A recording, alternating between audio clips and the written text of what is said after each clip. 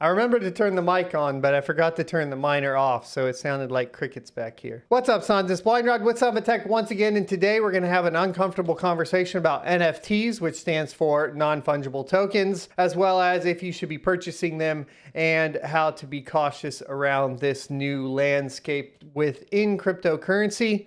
And that's coming from somebody who has been through a previous cycle and sees a lot of similarities to other projects during the cycle between 2016 and 2018. And hopefully you find it helpful, but not until we get a word from our sponsor out. The following is a paid advertisement. PrimeXBT is an established trading platform that was founded in 2018 and remained in business through the bear market. From my personal research, there are three main reasons they set themselves apart from other trading platforms: high leverage, low fees, and most importantly, privacy. PrimeXBT requires no user information to start trading. The newest module, called co-vesting, allows users to copy the trading activity of other users. Remember, any form of investing comes with significant risks, so do your own research. Use promo code SONOFATECH at signup for a 50% bonus. All right, so NFTs, non-fungible tokens, basically the big hubbub around it is that it allows artists to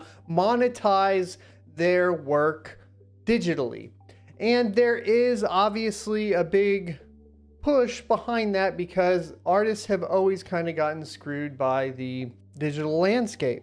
There are, like, for example, a lot of options to monetize art as well as music online outside of this, but they usually have pretty poor returns. In the case of things like Spotify or the YouTube Content ID system and so forth, the payout is usually pretty weak and it's really not up there with the actual value of the art. Now, when it comes to NFTs, unfortunately, if we're talking about the value of the art, my viewpoint on that is that it's actually worth way more than the art is actually worth as well. The other thing that you need to take into account is that just purchasing the NFT for that art doesn't mean that you actually own anything physically in most cases. While there are some outliers there, and we'll get into that, primarily you're just buying that art as a barcode on the Ethereum blockchain, for example. So you want to be very careful. Now, a lot of people say this is all new and this is great and so on, but it's also not new. We've seen this before with, of course, CryptoKitties back in the day. And what happened to CryptoKitties when the price of Ethereum and the rest of the crypto market bubble popped? The price of CryptoKitties went down. The value of the CryptoKitties in relation to fiat, as well as even Ethereum, went down. And when that happens, you really need to take into account that it's really too closely tied to the value of cryptocurrency to be worth anything in the real world. It's not like if you buy something for $300 with whatever the equivalent of Ethereum is, and then your requirement is to sell that thing through Ethereum and then convert that to fiat, that your price isn't going to be affected by Ethereum. So you need to be super careful. Another thing is, like I said, you aren't really necessarily getting physical assets. In some cases, I think there are some artists that have been doing some pretty interesting things with NFTs, such as sending physical items along with other perks and so on. And if that's valuable to you, then that is valuable to you. But I would equate it to buying like a CD or an album, right, at this point, where it could go up in value, but most likely you are just buying that for your personal gratification. And if that's the case, then go ahead. But if you're buying it from the perspective of an investment, then I would say hold your horses, buddy, because your investment now has 2 points of failure: the value of the NFT itself, along with the value of the cryptocurrency that you bought it on top of, whether that be Tron, Ethereum, so on and so forth. So you need to be super careful.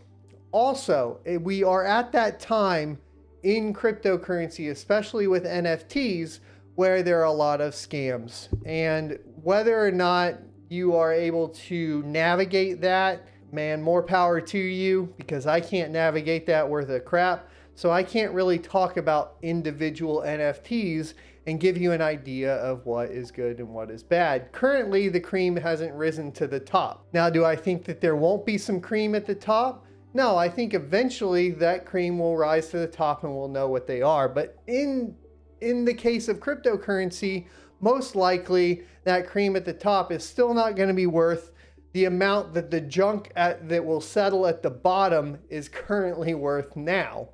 Meaning, if you have like NFT 1, which is awesome in the cream, and you have NFT 2, which is crap and the junk at the bottom, currently they're both elevated over what the final price of the cream at the top will be worth at the end of the day, when everything settles back down. This is nothing new under the sun. We've seen it obviously with the internet bubble. We saw it with the first bubble previously. Like I mentioned, CryptoKitties as well, which is having a new big uptake.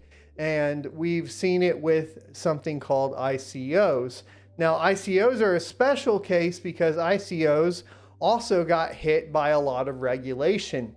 It is possible that NFTs here, as they gain more popularity and get put into the press more and more and more, that they get regulated to the point to where a lot of them just shut down or are, I don't know, you can't really confiscate them, but they are regulated to a point, or NFT services are regulated to a point to where it's almost impossible for you to buy and sell those cryptocurrencies in your geographical location or those cryptocurrency NFTs. Anyways, you get the idea.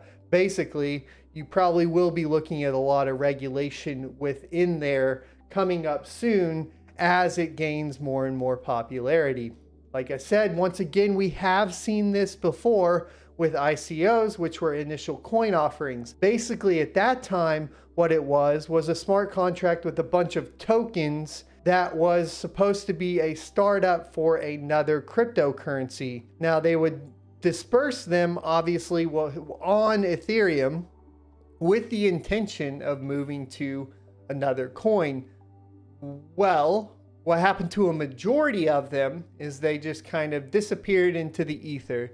However, and yes, pun intended. However, the thing is some of the cream did rise to the top, and they have maintained and been a project even to this day. And that's the cream that I'm talking about. But those ICOs that were successful, that did manage to get past all of the regulation and the bubble popping and so on, aren't necessarily worth what they were or valuated at when they first initially dropped that coin, I suppose. So no matter what you do, you need to be very careful in what you're investing in. Another point, just to give you guys an idea, is will that Gucci Ghost that you bought for however much, I think it went for a ridiculous amount of money, be worth that if the economy is at a point where people are worried about fulfilling their needs, such as food, drink, housing, transportation? It's a lot easier to trade some Ethereum for any of those things or Bitcoin for any of those things than it would be to trade a CryptoKitty or a Gucci Ghost for one of those things. And with the kind of state that we are in, of course, with the global economy, you want to be very careful with that sort of investment. Obviously, all investments, like we talk about, you need to be super careful with. But if it's something that you can't liquidate easy, in the case that you need to actually pay your bills, then you need to be extra cautious. Just think of it this way. Is the Gucci Ghost NFT going to be in high demand if nobody can pay their rent? Thanks for watching. I'll see you next Tuesday. If you enjoyed this content, you can check out more crypto content on this playlist up here. Or, of course, go ahead and subscribe for more in the future. Adios.